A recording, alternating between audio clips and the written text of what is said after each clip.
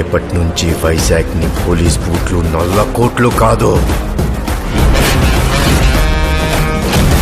Box office దగ్గర ఈ summer లో భారీగా రిలీజ్ అవుతున్న సినిమాలలో నందమూరి కళ్యాణరామ్ నటించిన లేటెస్ట్ మూవీని Arjun son of Vyjayanthi.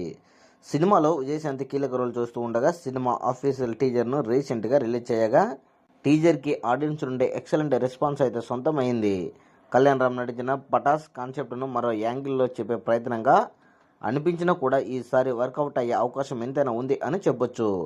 Teaser cinema మీద ఉన్న అంచనాలను అయితే పెంచేయగా 24 గంటలు అనుకున్న అంచనాలను మించి రెస్పాన్స్ను సొంతం చేసుకుని మాస్ రచ్చ చేసింది.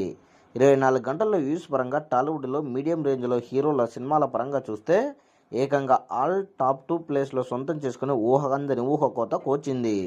ఇక లైక్స్ల పరంగా ఓకే అనిపించే రేంజ్లో రెస్పాన్స్ను సొంతం చేసుకుంది టీజర్.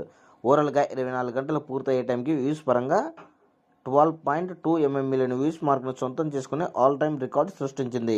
ఇక లైక్స్ల పరంగా 24 గంటలు పూర్తయ్యే టైంకి 164K లైక్స్ మార్క్ని సొంతం చేసుకుని ఒక రేంజ్ మాదిరి రెస్పాన్స్ను సొంతం చేసుకుంది. ఓవరాల్గా అంచనాలను సాలిడ్గానే అందుకుని కుమ్మేసింది టీజర్.